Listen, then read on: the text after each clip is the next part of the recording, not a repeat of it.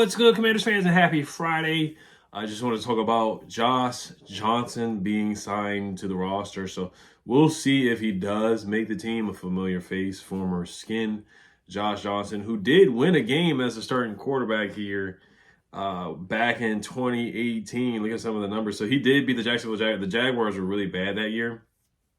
I think Blake Bortles was their quarterback at the time. And we beat them 16-13. Now, the kind of fun memory about Josh Johnson was when Mark Sanchez was so awful in that game against the Giants where we lost 40-16. Mark Sanchez got benched, and then Josh Johnson came in. He went 11 for 16, 1 touchdown, 1 pick, 7 carries for 45 yards and a touchdown, which is pretty decent numbers. With 7 carries for 45 yards is really good. 13 yards or about 6 yards per carry for a quarterback, and then 11 for 16, 195 yards. I think he threw a touchdown pass to Josh Doxson, who was really bad. And then after the game, Adrian Peterson was like, yeah, they need to start Josh Johnson for this next game. He should start. Like, Adrian Peterson just came out right and said it in a post-game interview. So then he went out there, he started. He went 16 for 25, which is, pedestrian numbers, 64% completion percentage, which is actually not bad. 151 yards, 1 touchdown, and no picks. He got sacked 3 times. 70.6 QBR rate, 93.9. 9 carries for 49 yards. And I think he had like a first down touchdown run that like clinched the game. Like it was an ugly, nasty game in Jacksonville on the road that we won 16-13. And he had like a game-winning run for a first down, if I remember correctly. Then we lost to the Titans where he threw a game-losing or game-sealing interception where he actually didn't have a bad game. He went 13 for 20. I remember the game was on a Saturday, actually, too. And we were still in playoff contention. Like, if we would have won that game, we still would have been alive in the playoff hunt. Not saying we would have made the playoffs, but we would have been alive because that was the Alex Smith season where we went 6-3. Alex Smith, the unfortunate leg injury. And then we ended up being 7-10 that year, or 7-9. Yeah, we ended up being 7-9. We traded for HaHa Clinton Dix, I think, that season, too. And was that the DJ Swearinger year where he got released? That might have been that year too, I think. A lot happened that year. A lot definitely happened that year for sure. So Josh Johnson, very athletic. He is 38, 5th round pick out of San Diego, and he had an awesome college career. The biggest thing, yes, he is 38. So he's been on, how many teams has he been on in his career? 14 teams. He has a commercial too. So 1, 2, 3, 4, 5, 6, 7, 8, 9 teams. And then he played in the AAF in 2019. He played in the XFL as well.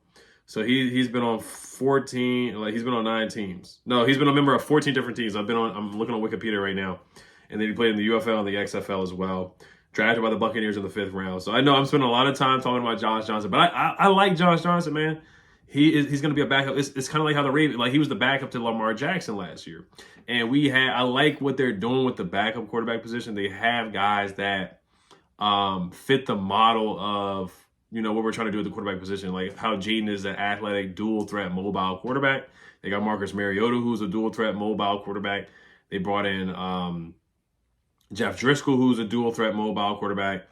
Now they have Josh Johnson, who's a dual threat mobile quarterback. So when things like, say, if, hopefully Jaden doesn't get injured, but, he sat out, he had the rib injury.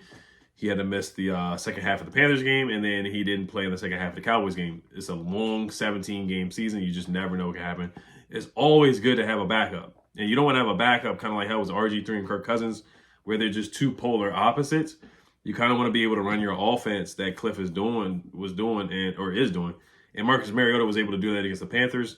And then against the Cowboys, we had that read option play where they faked out Malik Hooker and he did left hand up. And Marcus Mariota just shoots out of a cannon for a first down. So it's like you don't really have to change your offense much. Yes, Jaden's the way better quarterback, but you can still do RPOs and replay options and the run design plays on 4th down or 3rd and 2, 3rd and 3, stuff like that. You can still implement that in your offense with Josh Johnson. So hopefully Josh Johnson doesn't touch the football field.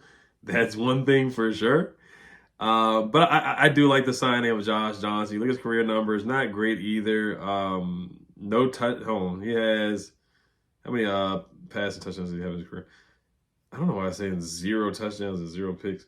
But he has, it doesn't really matter. He has 16 touchdowns, No, I'm sorry. 13 touchdown passes and 16 picks.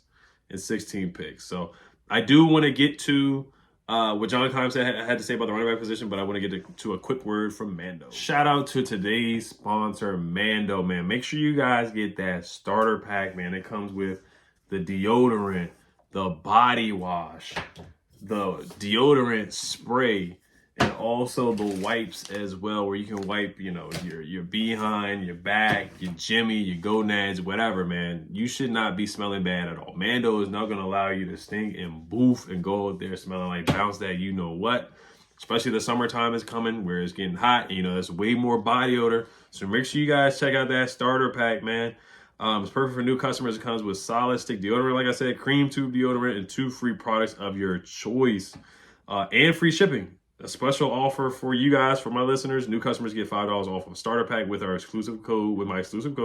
That equates to over 40% off your starter pack. Use code Oliver at shopmando.com. SHOPMANDO.com. Please support the channel and tell them that I sent you guys. Smell fresher and stay drier. 72 hours, man. It keeps you smelling good, man. For the ladies, for anybody, just for yourself to smell good. You should be out there boofing. So 72 hours, guys. Go ahead and get that Mando so you can smell good, man. The body wash, all that stuff, deodorant spray. Shout out to Mando using promo code Oliver. Let's get back to the video.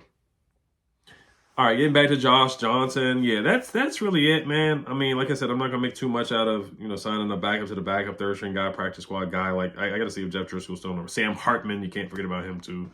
So they felt the need, and he was in San Fran too when Brock Purdy got injured. Now, Josh Johnson, when he came in there, was pretty darn bad. And I'm not going to blame him because, he's the backup to the backup to the backup, or he was the backup. Or he might have been the third string guy. I can't remember. But, yeah, you don't want to see Josh Johnson in there. He's 38 years old. He's going to be 39 this year as well. He hasn't thrown a touchdown pass since 2021. But he's a good locker room guy. He's a good locker room guy. So shout out to Josh Johnson, man. Shout out to coming in and winning that game against the Jacksonville Jaguars and trying his best. And then we lost that Eagles game 24-0, his last game on December 30th, where we were eliminated from the playoffs anyway. All right, so let's move on to what John Keim had to say. So I do have the article. I do have ESPN Plus. This is from, who wrote the article? It was, let me see who wrote the article here. So let's see here. It says multiple contributors. So they probably asked every guy from each team, and John Keim is the one that they asked, and he had. So this is what it says. So the question is: does trading for Deebo Samuel Sr. check the Commanders' offensive skill position box, or could they draft more playmakers? That's the question to John Keim. John Keim answers. He says, "quote They could definitely add more playmakers. Washington would like to find a dynamic running back capable of playing on every down." In the Commanders' past 11 games, including 3 games in the postseason, their running backs averaged 3 yards per carry or less 6 times. Subpar run blocking didn't help, but they need someone capable of creating more yards on the ground apart from quarterback Jaden Daniels. A speed receiver on the outside opposite Terry McLaurin remains an option too, per John Keim. All right, so I think what everybody ran with was when he said that they need a dynamic running back capable of playing on every down. I think everybody took that as a shot at Brian Robinson. And honestly, I've been pretty hard on B-Rob as well so far. And even on Twitter, so like the account ML Football, ML _football. No, it's actually NFL _Dov Kleiman. Says, Justin, the Commanders want a dynamic running back that can play every down per John Keim. Shots fired at Brian Robinson Jr. Then John Keim goes on Twitter and says, this dude is so bad. Just in joke. Has been well known they like to add another running back to go along with Robinson. And Eckler could be a pick in rounds 1 or 2. Could be one later or perhaps not at all. The shots fired is juvenile. Carry on.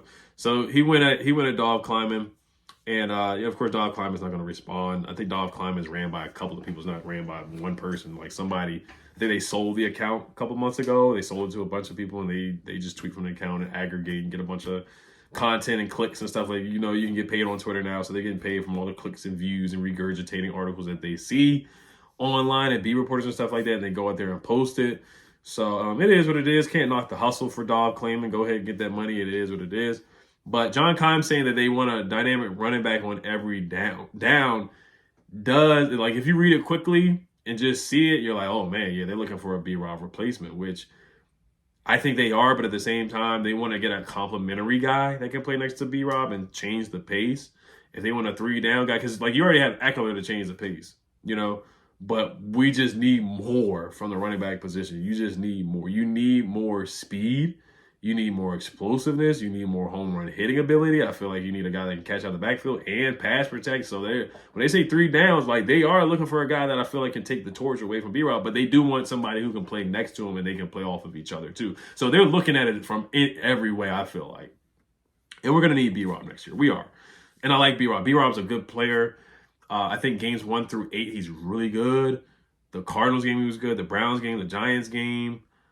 Like weeks 1 through 8. Now, the Titans game was like the only game you can really point to and be like, oh, man, he had a good game. Other than that, the injuries, the Panthers game, he had a good game. The Panthers run defense is awful. They were so bad last year. And the Lions game in the playoffs, he had a solid game. He had a good showing in that game. I think he had multiple touchdowns, had a couple first downs. But other than that, man, it was a struggle, man. That Falcons game, it was hard to watch. The Saints game, it was hard to watch. It is not all his fault. I get it. You know, we could not block anybody. We couldn't block the sun out of our sight. But we couldn't block anybody to get a push, any leverage in the run game. So it's not all his fault.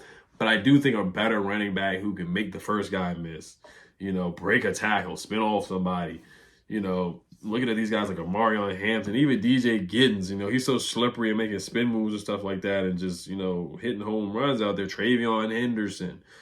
So many guys out there that are really, really, really good that can really make a huge impact on this team. Either the Ohio State running backs, I'd be fine with either one of those guys for sure. Of course, I prefer Travion.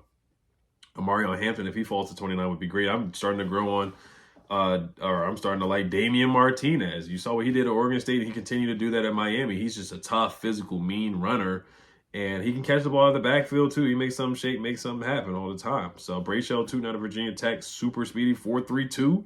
Like, there's so many options at the running back position. So, it's not just a shot at B-Rob, but, you know, Jaden deserves a running back that can really, really, really make it easy for him. And he can just hand the ball off, too. And this guy's going to make something happen, man. He's going to make somebody miss in a phone booth. He's going to break a tackle, slippery, spin move, you know, break somebody's ankles in the open field and scamper up the field for 25, 30 yards. Like, now, B-Rob, like I said, he was doing it in the first half of the season, but you can see the wear and tear. He was burnt out towards the end of the season. I get it, injuries and stuff like that, but, you know, maybe we get another guy here that can, you know, where he doesn't have to get so many carries, where he can be fresher throughout the season. So, all right, so that's just my thoughts on that. Like I said, John Kahn got riled up there with the Dolph Kleiman tweet. Even though, you know, what he said, you know, if you read it quickly, yes, it does kind of seem like they're ready to replace him, which I think they are a little bit too. But yeah, we'll see. Like I said, I love B-Rob because I know somebody's going to comment and say, oh, why are you trashing B-Rob and stuff? I love Brian Robinson. He got shot and still played. He played under Ron Rivera, for crying out loud. You know, and went through Scott Turner, went through Bieniemy, where Bieniemy didn't want to run the football. And B-Rob still had had good moments last year. Like that Broncos game, he looked really good in last year. That was one of his best games of his career, even catching the ball out of the backfield. I remember the game against the Falcons where we beat Marcus Mariota, where he caught a pass and stick somebody and got a touchdown. So B-Rob is always going to go down as a great player for me, whether he's here in 2026 or not. So that's my take on it, guys. You guys let me know what you guys think. Which running back do you guys like the most out of all these guys? Or who's a sleeper? Who do you guys like? Who do you guys want to talk about? Stuff like that.